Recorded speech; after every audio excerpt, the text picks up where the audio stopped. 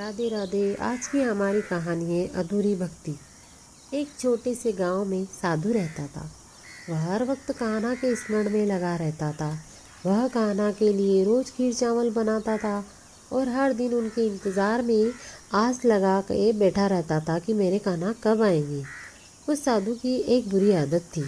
वहाँ गांव में रहने वाले नीची जाति के लोगों से दूर रहता था। उन्हें आश्रम में नहीं आने देता था। उसका मानना था कान्हा इससे नाराज हो जाएंगे, वो तो स्वामी है, इन नीची छोटी जाति वालों के आश्रम में प्रवेश करने से और मुझे दर्शन नहीं देंगे। इसलिए वह कभी किसी से ठीक से बात नहीं करता था। उसके आश्रम में थोड़ी दूर एक कोढ़ी रहता था। वह भी कान्हा का भक्त था। नित्य प्रतिदिन वह उनकी उपासना करता था और हर वक्त कान्हा की भक्ति में डूबा रहता था। जब भी साधु उसके घर के पास से गुजरता तो कोढ़ी को कहता, नीच, तुम जैसे कोढ़ी से कान्हा क्यों मिलने आएंगे? वो तो स्वामी है, तुम जैसे के घर में क्यों आने लगे भला? और बोलते बोलते वहाँ आश्रम से चला जाता। कुछ वर्ष व्यतीत हुए जब साधु को लगने लगा कि कान्हा क्यों मुझे दर्शन नहीं दे रहे, और साधु उनकी मूर्ति के सामने रोने लगा और कहने लगा, प्रभु एक बार तो मुझे दर्शन दे दो। मैं प्रतिदिन आपके लिए खीर चावल बनाता हूँ, एक बार तो आकर भोग लगा लो। और उदास होकर कान्हा के चरणों में सो गया। दूसरे दिन एक गरीब दरिद्र छोटा सा बालक साधु के आश्रम में आया। साधु उस वक्त कान्हा जी को भोग लगा रहे थे। उस बालक ने कहा, साधु महाराज, मुझे कुछ खाने को दे दीजिए, मुझे जोरों से भूख लगी है। साधु गुस्से से तिलमिला गया। एक तो दरिद्र और दूसरे कान्हा की भक्ति में विघ्न। उसने आओ देखा न ताओ, एक पत्थर उठाकर बच्चे को दे मारा। उस दरिद्र बच्चे के सिर से खून निकलने लगा। साधु ने कहा, भाग यहाँ से। बच्चा उसके आश्रम से निकल गया और जाकर उस कोढ़ी के घर में चला गया। कोढ़ी ने उसका रक्त साफ किया, पट्टी बांधी और उस भूखे बच्चे को भोजन दिया। बच्चा भोजन करके चला गया। दूसरे दिन फिर वो बच्चा साधु के आश्रम में आया। साधु ने फिर उसे मारा और भगा दिया। फिर वह कोढ़ी के घर चला गया। कोढ़ी ने फिर उसकी पट्टी बांधी और खाने को दिया। बच्चा खाना खाकर चला गया।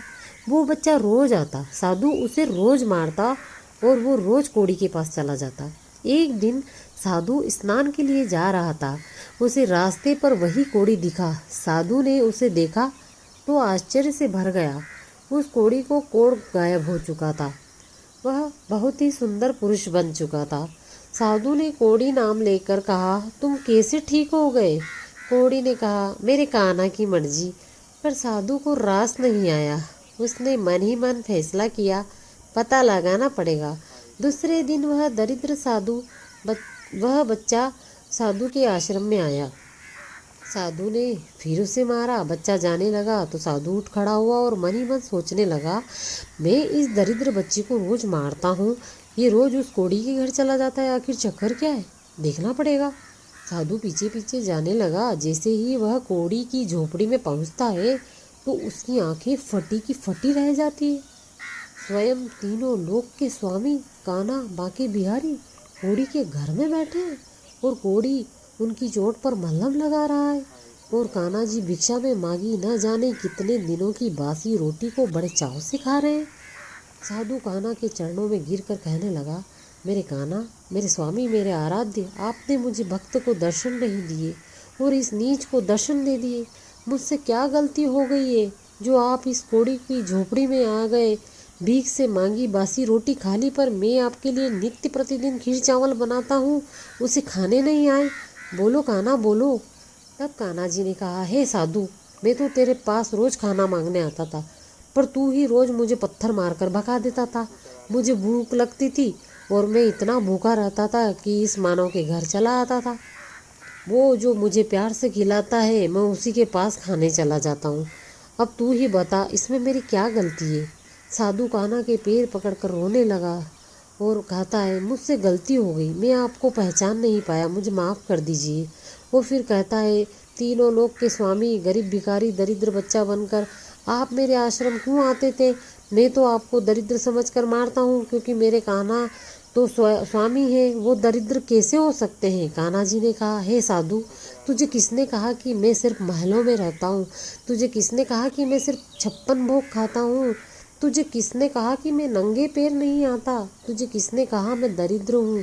हे साधु, ये समस्त चराचर मैं ही हूँ। धरती, आकाश, पृथ्वी सब मैं ही हूँ। मैं ही हूँ महलों का स्वामी, तो मैं ही हूँ झोपड़ी का दरिद्र भिखारी।